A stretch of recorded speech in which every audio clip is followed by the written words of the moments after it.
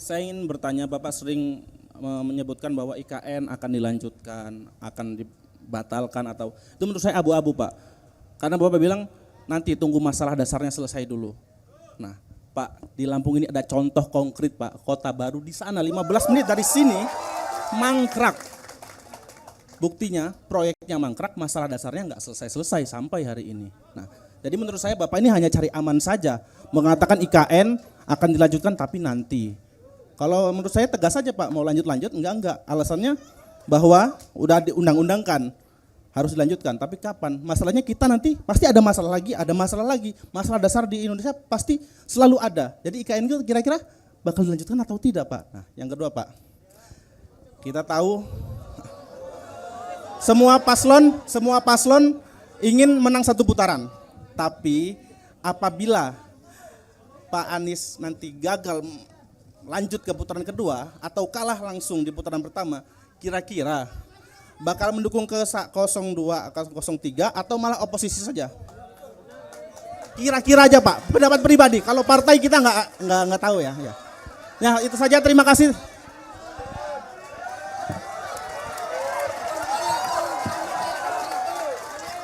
Ya, ini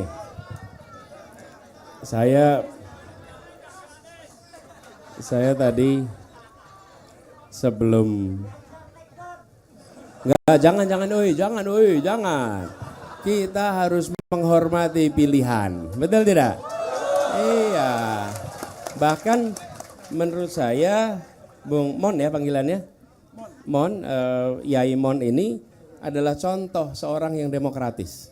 Karena dia mau datang sebuah acara dan ketemu pasangan yang bukan yang dia dukung. Betul tidak? Nah, dan kita semua harus demokratis juga, menghormati. Inilah indahnya Indonesia, jangan dirusak, ya. Ya, nah, saya mau sampaikan begini. Jadi, kenapa IKN itu sudah sebagai sebuah proyek sudah ditetapkan oleh undang-undang, oke? Undang-undang.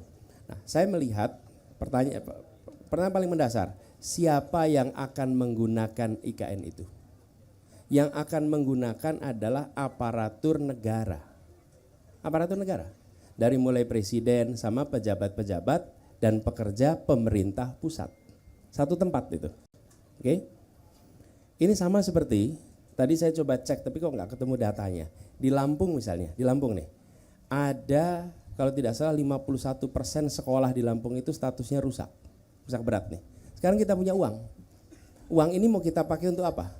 Memperbaiki sekolah 51% yang rusak berat nih, atau mau dipakai untuk membuat gedung baru bagi dinas pendidikan. Begitu. Jadi bukan soal urusan dasar kita akan selesai, tapi kalau ini bukan urusan dasar, ini problem. Problemnya apa? Sekolah rusak. Sekolah rusak tidak ada anggarannya. Kenapa? Karena anggarannya dipakai untuk urusan yang lain. Pupuk. Subsidi pupuk kita diturunkan kemarin. Nah sementara petani kita mengeluh soal pupuk. Lah kalau kita alokasikan anggarannya untuk membangun kantor, bagi siapa? Aparat negara. Aparat negara masih bisa bekerja dengan kantor yang sekarang. Nggak ada dampaknya. Oke? Jadi saya menghormati keinginan untuk membangun ibu kota, nggak apa-apa. Oke? Tapi hari ini kita sedang butuh menyelesaikan problem nih. Kalau sekolah rusak, itu berisiko.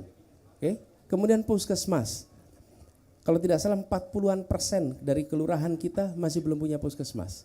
Jadi kita mau bangun mana? Mau bangun Kementerian Kesehatan yang bagus di Nusantara atau mau bangun puskesmas di seluruh Indonesia? Itu persoalannya Bung Mon. Jadi ini menjadi persoalan yang sudah jadi politis. Kalau politis apa? Pokoknya kalau saya mendukung si A, maka programnya saya harus dukung. Menurut saya harus objektif. Harus objektif. Objektif itu artinya apa? Kita menyatakan baik dan tidak berdasarkan penilaian objektif, bukan berdasarkan afiliasi politik. Jadi inilah sebabnya kenapa kita mendorong objektivitas, gitu ya. Dan yang kedua tadi soal saya tidak pernah berencana untuk menang satu putaran. Oke, kami memang selalu berencana untuk 2 putaran. Dan insya Allah kita masuk ke putaran kedua. Jadi Memang betul, kami nggak pernah. Saya coba cek. Saya selalu mengatakan bahwa yang penting masuk putaran kedua. Kenapa? Karena kami udah pengalaman. Kalau banyak orang lain pilkada itu cuma 1 putaran. Hanya Jakarta yang pilkadanya 2 putaran. Jadi kalau saya ditanya, saya mindset 2 putaran, nggak pernah 1 putaran. Dari dulu, dan lebih baik diusut. Nih saya mau tanya nih, surveinya selalu nomor berapa kita? Saya nomor 3. Saya tanya, nih di ruangan ini yang pernah disurvei, acungkan tangan, pernah disurvei? Enggak pernah, Anda 1. Lumayan lah, kapan waktu itu? Agustus, sekali 1 orang di sini yang pernah disurvei. Alhamdulillah untung ada yang disurvei 1 orang nih. Oke. Kami selalu disurvei nomor 3, dulu di Jakarta juga begitu. Terus menerus disurvei nomor 3. Pas pilkada, nomor 2 dulu. Yang penting nomor 2 dulu. Habis itu baru 1. Gitulah kira-kira. Insya Allah menang. Jelajahi cara baru mendapatkan informasi. Download Metro TV Extend sekarang.